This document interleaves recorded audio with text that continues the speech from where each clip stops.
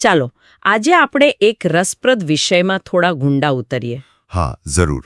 આપણી પાસે કેટલાક એવા સ્ત્રોત છે જે નૈતિકતા, માનવતા અને જેને આપણે સામાન્ય રીતે પાપ કહીએ છીએ એ ખ્યાલની વાત કરે છે. આપણે સૌ પાપ શબ્દ તો સાંભળીએ જ છીએ, પણ એનો ખરેખર અર્થ શું અને એનાથી ડરવાની વાત કેમ આવે છે? શું એ ડરવું જરૂરી છે? બરાબર, મહત્વના સવાલો છે. તો આજે આપણું ધ્યાન આ જ વિષય પર રહેશે, પાપ અને પાપ ભીરુતા, એટલે કે પાપનો ભય. આપણી પાસે આના પરના લેખો છે અને કેટલાક શાસ્ત્રીય લખાણોના અંશો પણ છે. હા. આપણો મુખ્ય હેતુ એ સમજવાનો છે કે આ સ્ત્રોતો પાપને કેવી રીતે જુએ છે, એના પરિણામો શું ગણાવે છે અને શા માટે પાપનો ભય રાખવો એક સારું જીવન જીવવા માટે મહત્વનું ગણાયું છે. ચાલો શરૂ કરીએ. તો પહેલો સવાલ, મૂળભૂત પ્રશ્ન એમ કે આ સ્ત્રોતો પાપને કેવી રીતે વ્યાખ્યાયિત કરે છે? એની કોઈ ચોક્કસ વ્યાખ્યા છે? એટલે જુઓ, રસપ્રદ વાત એ છે કે સ્ત્રોતો પાપને બહુ વ્યાપક અર્થમાં જુએ છે. વ્યાપક અર્થમાં? હા, કોઈ એક લીટીની વ્યાખ્યા જેવું નથી, પણ એક ખ્યાલ છે. સાદી રીતે કહીએ ને તો જ્યારે મનમાં કોઈ મલિનતા હોય. મલિનતા એટલે?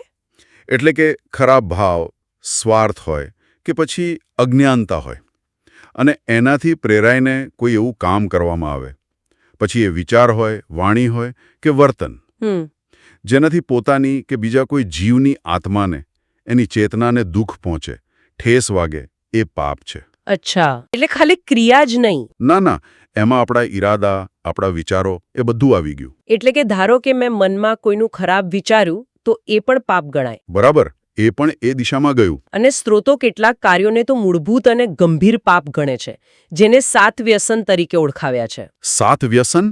આ નામ સાંભળ્યું છે. ક્યાં ક્યાં છે? હા, એ 7 છે. જુગાર રમવો, માંસાહાર કરવો, દારૂ કે બીજા નશીલા પદાર્થોનું સેવન કરવું, પછી વેશ્યાગમન એટલે કે અનૈતિક શારીરિક સંબંધ, શિકાર કરવો એટલે કે જીવ હિંસા, ચોરી કરવી અને પરસ્ત્રી કે પરપુરુષ સાથે સંબંધ રાખવો. ઓકે, અસાથ્યા. હા, અને આને મૂળભૂત એટલા માટે કહ્યા છે કારણ કે આપણા સ્ત્રોતો એવું માને છે કે આ વ્યસનો વ્યક્તિને નૈતિક રીતે બહુ નબળો પાડી દે છે.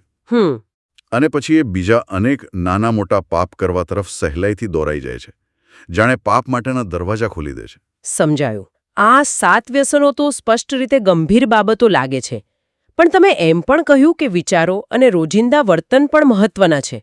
એના વિશે શું કહે છે સ્ત્રોતો? હા, અને અહીંયા વાત થોડી વધુ સૂક્ષ્મ બને છે. કઈ રીતે? સ્ત્રોતો 4 મુખ્ય ભાવોને પાપના મૂળિયા જેવા ગણાવે છે. મૂળિયા? હા, એ છે ક્રોધ, માન એટલે કે અહંકાર, માયા એટલે છળકપટ કે દંભ અને લોભ. આ 4ને કશાય કહે છે. કશાય? હા, કશાય એટલે કે એવી મૂળભૂત નકારાત્મક ભાવનાઓ જે આપણી આત્માને, આપણા મનને મલિન કરે છે. મોટાભાગના પાપ છે ને એ આ 4માંથી જન્મે છે. દાખલા તરીકે?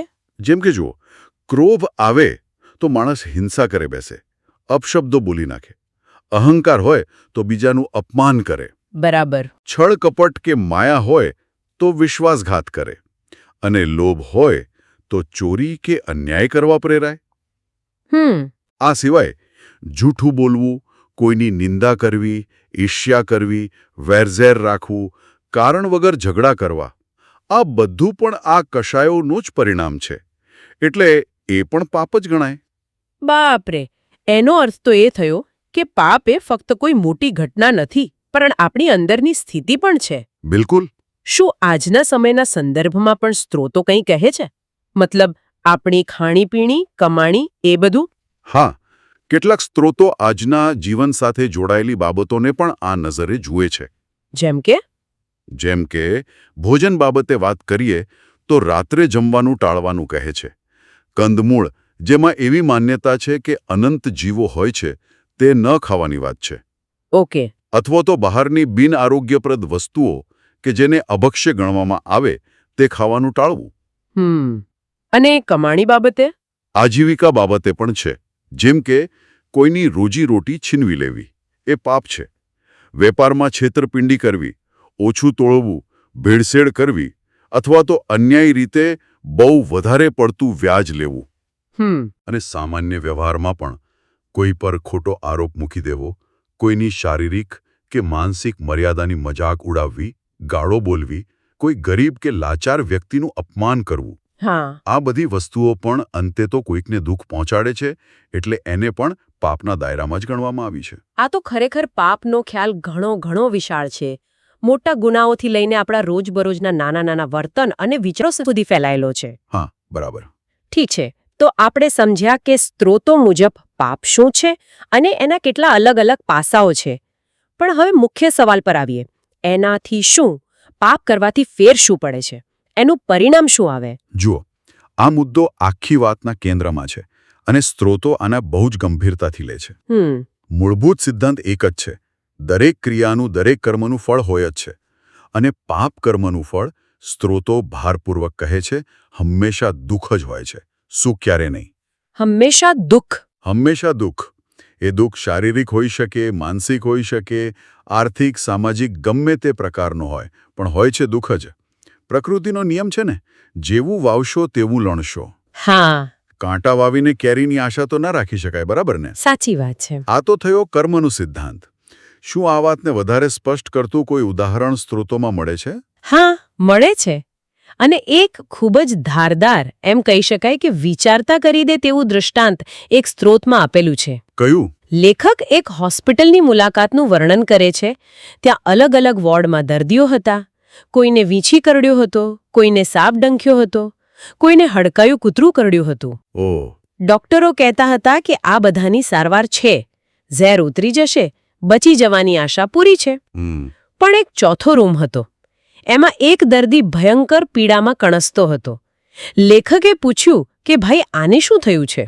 હા. તો જવાબ મળ્યો, એને માણસ કરડ્યો છે. માણસ કરડ્યો છે? આ શું વાત થઈ? હા, વિચિત્ર લાગે ને, પણ આ એક રૂપક છે. અચ્છા, એનો અર્થ એ છે કે વીંછી, સાપ કે કૂતરાના ઝેર કરતાં પણ માણસે માણસને આપેલી પીડા, છેતરપિંડી, વિશ્વાસઘાત, ક્રૂરતા, એનું ઝેર વધારે ઘાતક અને લાંબા ગાળાનું હોય છે.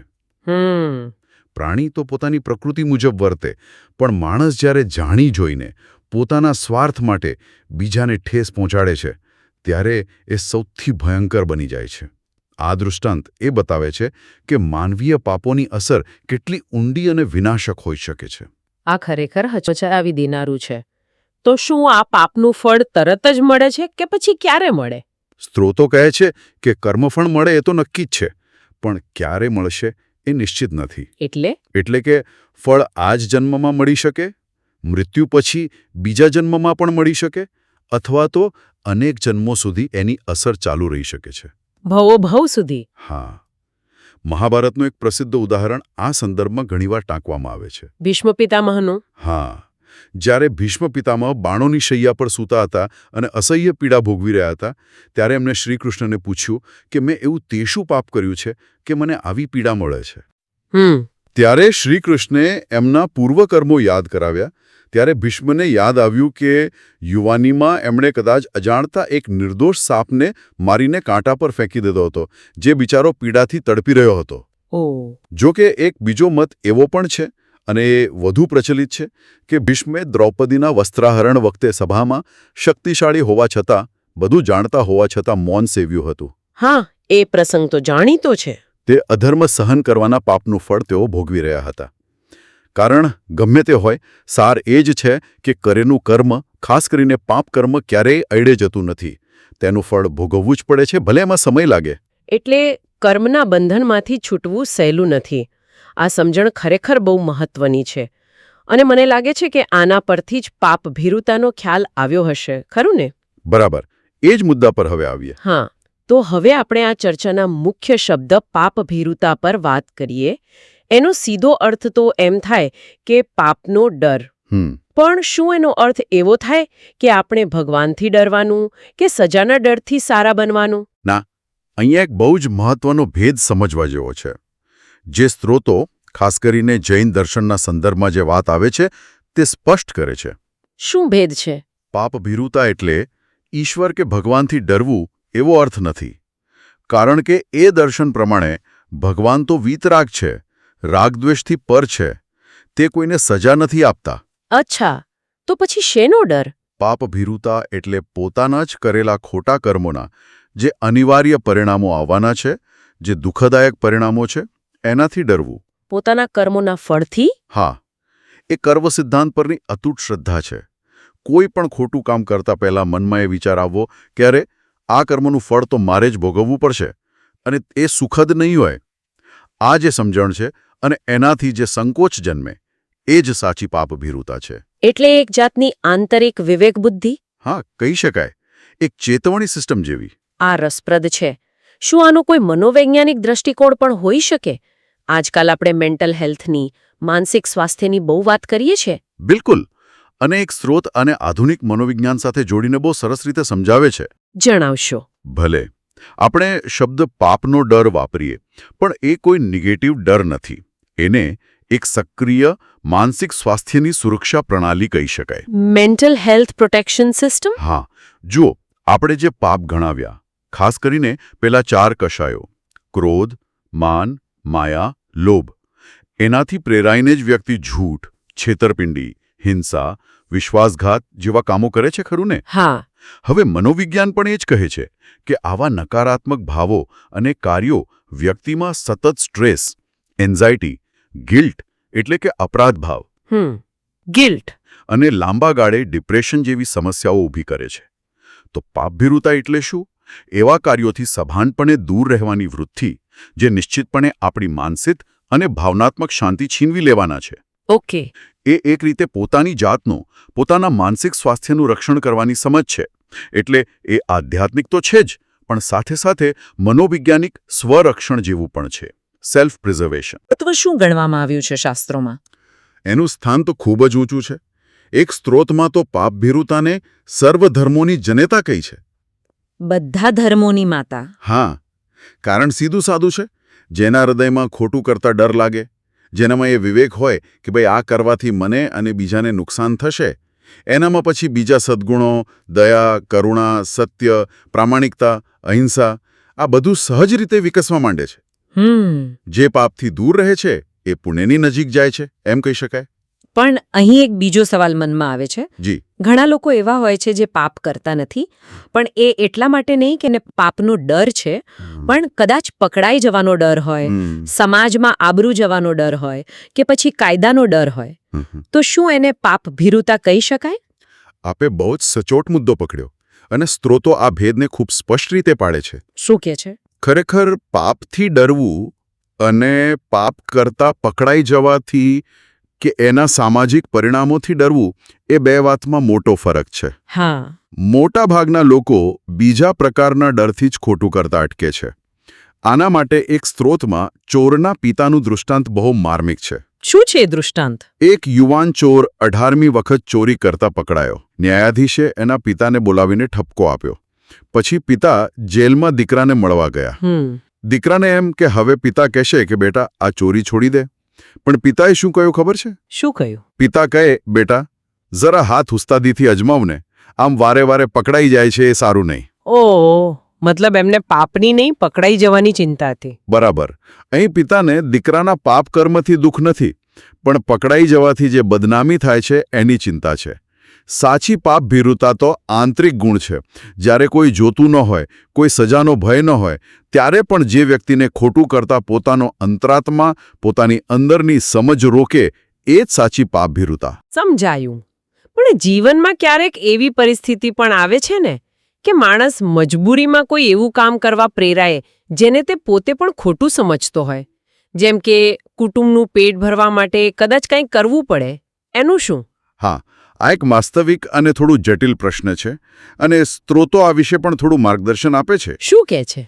જો કોઈ વ્યક્તિ અત્યંત ગંભીર મજબૂરી હેઠળ હોય, જેમ કે તમે કહ્યું, કુટુંબના નિર્વાહ માટે, અને કોઈ એવું કાર્ય કરવા પ્રેરાય જેને સૈદ્ધાંતિક રીતે પાપ માને છે, તો પણ જો એ કાર્ય કરતી વખતે એના મનમાં સતત એ ભાન રહે કે આ ખોટું છે, આ મારી મજબૂરી છે, પણ મારે આમાંથી જલ્દી બહાર નીકળવું છે, અને એ કાર્યના સંભવિત ખરાબ પરિણામથી એ ડરતો રહે, તો એને પણ એક પ્રકારની પાપભીરુતા જ ગણવામાં આવે છે. એમ કઈ રીતે? કારણ કે એના મનમાં એ કાર્ય પ્રત્યે સ્વીકાર ભાવ નથી આવ્યો, એને અણગમો છે, ભય છે, અને આ સમજ અને ડર જ કદાચ ભવિષ્યમાં એને તેમાંથી બહાર નીકળવાનો રસ્તો બતાવશે. અચ્છા, એટલે એ ડર પણ એક રીતે રક્ષણ આપે છે. હા, એ ડર એને એ પાપમાં કાયમ માટે ફસાઈ જતા રોકી શકે છે. એટલે હવે સ્પષ્ટ થયું કે પાપ ભીરુતા એ કોઈ નબળાઈ કે નકામો ડર નથી, પણ એક વિવેકપૂર્ણ, રક્ષણાત્મક અને જાગૃત કરનારો ગુણ છે. બરાબર. એ આપણને ખોટા રસ્તે જતા રોકે છે અને સારા રસ્તે ચાલવા માટે પ્રેરણા પણ આપે છે. ચોક્કસ. તો પછી જો આ ગુણ આટલો બધો મહત્વનો છે, તો તેને પોતાના જીવનમાં કેવી રીતે ઉતારી શકાય? કેવી રીતે કેળવી શકાય? શું એના કોઈ વ્યવહારુ ઉપાયો, સ્ત્રોતો સૂચવે છે? હા, ચોક્કસ. સ્ત્રોતો માત્ર સિદ્ધાંતો આપીને નથી અટકતા, પણ તેને જીવનમાં લાગુ કરવાના, એમ કહીએ કે પ્રેક્ટિકલ રસ્તા પણ બતાવે છે. કયા? પાપ ભીરુતા કેળવવા માટેના કેટલાક મુખ્ય ઉપાયો આ પ્રમાણે છે, જે સ્ત્રોતોમાંથી તારવી શકાય. પહેલું અને સૌથી મહત્વનું છે ધર્મશ્રવણ. ધર્મશ્રવણ હા. એટલે કે પ્રવચનો સાંભળવા. હા, જ્ઞાની પુરુષો, સંતો મહાત્માઓના વચનો સાંભળવા, શાસ્ત્રો વાંચવા કે સાંભળવા. આનાથી શું થાય? શું થાય? આપણને પાપ શું છે, પુણ્ય શું છે, કર્મના સિદ્ધાંતો કેવી રીતે કામ કરે છે, પાપના પરિણામો કેવા ભયંકર હોય છે, આ બધી બાબતોની સાચી અને ઊંડી સમજ મળે છે. જેમ જેમ આપણી સમજ વધે તેમ તેમ પાપ પ્રત્યે અરુચિ પેદા થાય અને એક પ્રકારનો ભય જન્મે. અજ્ઞાનતાને કારણે જ માણસ નિર્ભય બનીને પાપ કરતો હોય છે. જ્ઞાન એ સાચા અર્થમાં ભયનું કારણ બને છે, પણ એ ભય રક્ષણાત્મક છે. બરાબર. સમજણ વધારવી એ પહેલું પગલું થયું. બીજું શું? બીજો ઉપાય, જે ખૂબ જ વ્યવહારુ છે, તે છે પાપના નિમિત્તોથી દૂર રહેવું. નિમિત્તોથી દૂર રહેવું એટલે કે જે વસ્તુઓ, જે વ્યક્તિઓ, જે સ્થાનો કે સંજોગો આપણને પાપ કરવા માટે પ્રેરે છે, જેના સંપર્કમાં આવવાથી મનમાં ખોટા વિચારો જાગે છે, એનાથી સભાનપણે અંતર રાખવું, દૂર રહેવું. હા, એ તો લોજિકલ છે. આ સૌથી સરળ રસ્તો છે પાપથી બચવાનો. જેમ સ્ત્રોતમાં ઉદાહરણ આપ્યું છે કે જો કોઈ ખાસ પ્રકારની ફિલ્મો જોવાથી મનમાં વાસના ભડકતી હોય, તો એવી ફિલ્મો જોવાનું જ ટાળી દેવું.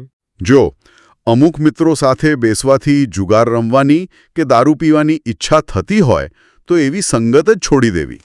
આમ કરવાથી પેલી લાલચ કે પાપ કરવાની તક જ ઊભી ન થાય. બરાબર.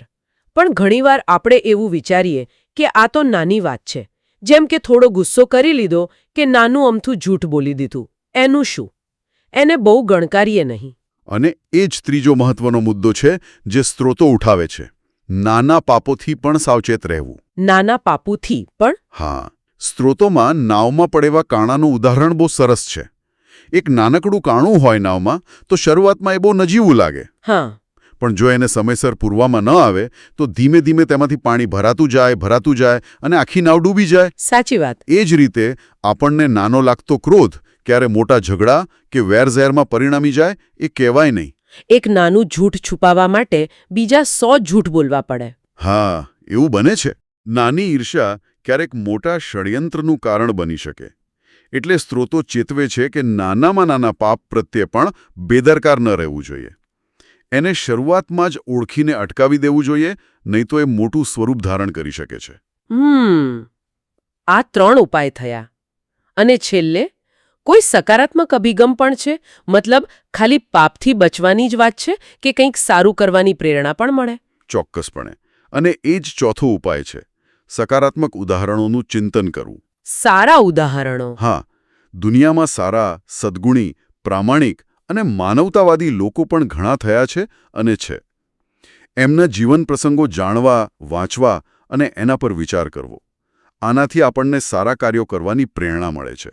કોઈ એવું ઉદાહરણ છે સ્ત્રોતમાં? હા, એક સ્ત્રોતમાં એક યુવાન વકીલના દીકરાનું ખૂબ સુંદર દૃષ્ટાંત આપ્યું છે. શું છે? એક ગરીબ ભાડૂત હતો.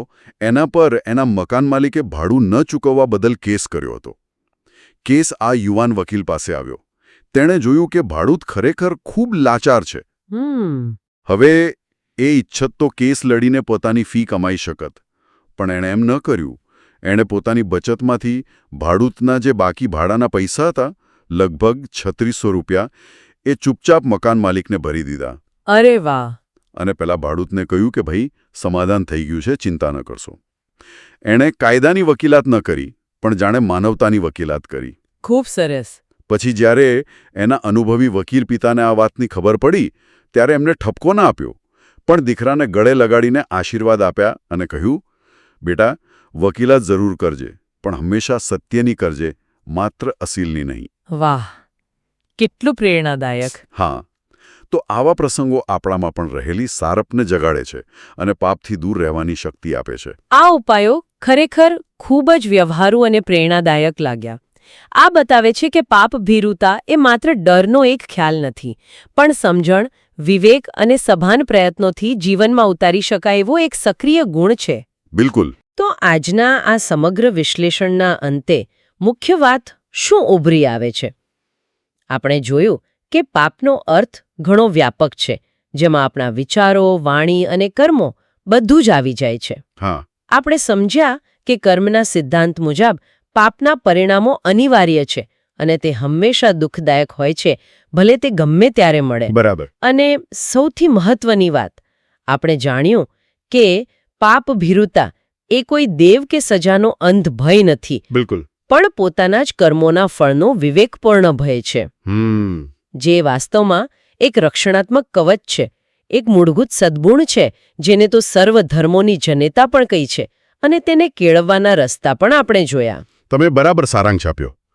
અને અંતે એક વિચાર સ્ત્રોતોમાંથી જ ટાંકું છું, જે કદાચ આપણને સૌને વિચારતા કરી મૂકે. જરૂર. કલ્પના કરો કે આપણું આ જીવન છે ને, એ મૃત્યુના વિશાળ અફાટ મહાસાગરની વચ્ચે અચાનક આપણને મળી ગયેલા એક નાના ટાપુ જેવું છે. ટાપુ જેવું. હા, અને આ ટાપુ ક્યારે મહાસાગરમાં પાછો ગરકાવ થઈ જશે, એટલે કે આપણું મૃત્યુ ક્યારે આવશે, તે કોઈ જાણતું નથી. સમય મર્યાદિત છે. ખરું. તો શું આ અમૂલ્ય માનવ જીવનનો સમય પૂરો થાય એ પહેલાં આપણે પાપનો બોજ થોડો હળવો કરી સારા કર્મોની, સદ્ગુણોની મૂડી ભેગી ન કરવી જોઈએ? વિચારવા જેવી વાત છે. એક સ્ત્રોત અંતમાં એવી ચેતવણી આપે છે, યાદ રાખજો, આગ અને સાપ કરતાં પણ પાપ વધુ ભયંકર છે. આગ અને સાપ કરતાં પણ? શા માટે? કારણ કે આગ કે સાપ એ તો કદાચ ફક્ત આ શરીરનો, આ એક જન્મનો અંત લાવી શકે છે. હા. પણ પાપ કર્મનું બંધન તો એવું છે કે તે ભવો ભવો સુધી આપણી પાછળ આવે છે અને આપણને વારંવાર દુઃખ અને દુર્ગતિમાં ધકેલે છે, ભટકાવ્યા કરે છે. આગ અને સાપ કરતાં પણ વધુ ભયંકર. આ ખરેખર ખૂબ ગંભીર અને વિચાર માંગી લે તેવો મુદ્દો છે. પાપ અને તેના પરિણામોની આ સમજ, પાપ ભીરુતાનો આ સાચો અર્થ આપણા રોજિંદા જીવનના નાના મોટા નિર્ણયોને, આપણા સંબંધો અને વ્યવહારને કેવી રીતે પ્રભાવિત કરી શકે છે, એ કદાચ દરેક શ્રોતાએ પોતાની રીતે વિચારવાનું રહ્યું.